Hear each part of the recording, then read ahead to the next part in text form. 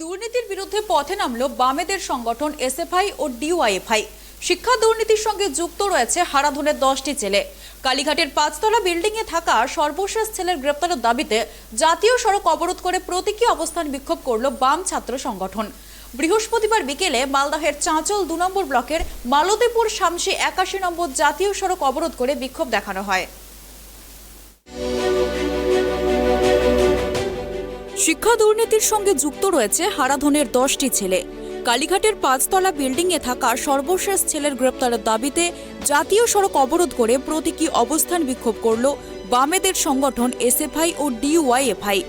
বৃহস্পতিবার বিকেলে মালদহের চাঁচল 2 নম্বর ব্লকের মালতীপুর শামসি 81 নম্বর জাতীয় সড়ক অবরোধ করে বিক্ষোভ দেখানো হয়।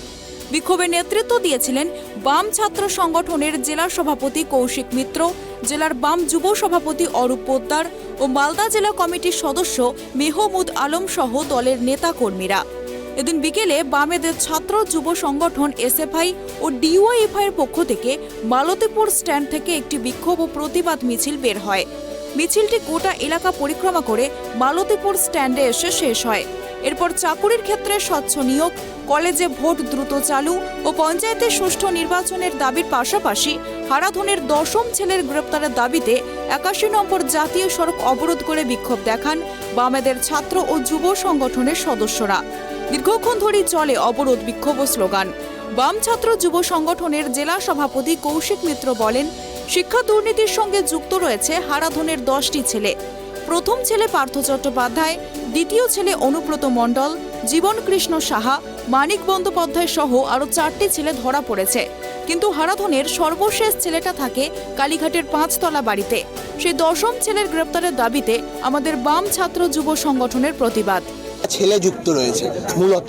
এবার প্রথম ছেলে পার্থ চ্যাটার্জি ধরা পড়েছে, অনুব্রত মণ্ডল দ্বিতীয় ধরা পড়েছে, তারপরে জীবন কৃষ্ণ সাহা, মানিক বন্দ্যোপাধ্যায় আরও 2জন, মোট 4টা ছেলে হারাধনের ধরা পড়েছে।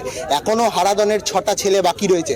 হারাধনের সর্বশেষ ছেলেটা থাকে কালীঘাটের ওই 5তলা বাড়িতে। হারাধনের 10ম ছেলেটাকে যতক্ষণ না ধরা হচ্ছে ততক্ষণ আমাদের এই ছাত্র যুবর লড়াই রাস্তায় নেমে চলছে এবং আগামী দিনেও চলবে। কি দাবি রাখছেন, মূলত কি দাবি নিয়ে এই বিক্ষোভ করছেন? মূলত কেন্দ্রের সরকার নয়া জাতীয় শিক্ষানীতি চালু করতে চাইছে এবং এই রাজ্যের সরকার সেটাকে আরও সহজ করে দেওয়ার জন্য পিপিপি মডেল এই রাজ্যে চালু করতে চাইছে।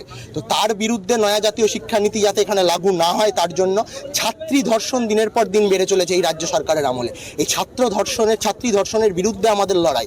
তার সঙ্গে এই কিছুদিন আগে আমাদের এখানে মাননীয় মুখ্যমন্ত্রী এসেছিল, যেটা আমাদের যুব সম্পাদক বললেন, এইখানে ভোটের সময় চাঁচলে পৌরসভার কথা দিয়ে গেছিলেন ফিরহাদ হাকিম, তখন তৎকালীন মন্ত্রী।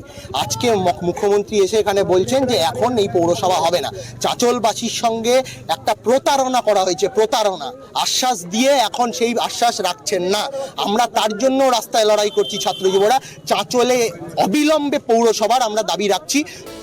অন্যদিকে বামেদের যুব সংগঠনের জেলার সাধারণ সম্পাদক অরূপ পোদ্দার বলেন, অবিলম্বে কলেজগুলিতে নির্বাচন করতে হবে। চাকরি ক্ষেত্রে স্বচ্ছ নিয়োগের দাবিতে আমাদের বিক্ষোভ চলছে। দুর্নীতি চলছে এবং গোটা রাজ্য জুড়ে কলেজগুলোতে নির্বাচন হচ্ছে না। সেই অবিলম্বে কলেজগুলোতে নির্বাচন করার জন্য এবং স্বচ্ছ নিয়োগ প্রক্রিয়া চালু করার জন্য এবং পঞ্চায়েত ভোট যাতে দ্রুত ঘোষণা করে তার জন্য আজকে আমাদের এই কর্মসূচি। এবং আপনারা ইতিমধ্যে জেনে থাকবেন যে চাঁচলে পৌরসভা যে ঘোষণা করেছিল, সেই পৌরসভা রাজ্যের এক মন্ত্রী এসে ঘোষণা করে যাচ্ছেন, আর মুখ্যমন্ত্রী এসে বলছে যে এখানটাতে কোনো পৌরসভা হবে না। তার এবং আরও বহু দাবি আছে, সেগুলো দাবি নিয়ে আজকে আমাদের এই প্রোগ্রাম কর্মসূচি ছিল এবং গোটা ছাত্র যুব মিলে আমাদের এই প্রোগ্রাম কর্মসূচি আজকে হচ্ছে। এটা কি বাম ছাত্র যুব সংগঠন? হ্যাঁ, এই মূলত এসএফআই এবং ডিওয়াইএফআই মূলত আমাদের এই কর্মসূচি। রাস্তা অবরোধ করে বিক্ষোভ মূলত এইখান থেকে কি বার্তা দিতে চাইছেন, কি দাবি রাখছেন আপনারা? আমরা এটা প্রতীকী অবরোধ করলাম, কারণ হচ্ছে যে শুধু এই দাবি না, আপনারা লক্ষ্য করে থাকবেন যে গোটা রাজ্য জুড়ে খুন সন্ত্রাসের পরিবেশ সৃষ্টি হচ্ছে, নারীরা নির্যাতন হচ্ছে। কদিন আগেও আমাদের কালিয়াগঞ্জে ঘটনা ঘটেছে, মালদাতেও ঘটনা ঘটেছে, একের পর এক ঘটনা চলে যাচ্ছে, কিন্তু পুলিশ প্রশাসন নির্বিকার চুপ হয়ে থাকছে। তার জন্য আমরা এই কর্মসূচি নিয়েছি। মালদা জেলা তৃণমূল ছাত্র পরিষদের সাধারণ সম্পাদক বাবু সরকার বলেন, 34 বছর বামেদের সরকার সাধু বেশে চেয়ারে বসে থাকেননি।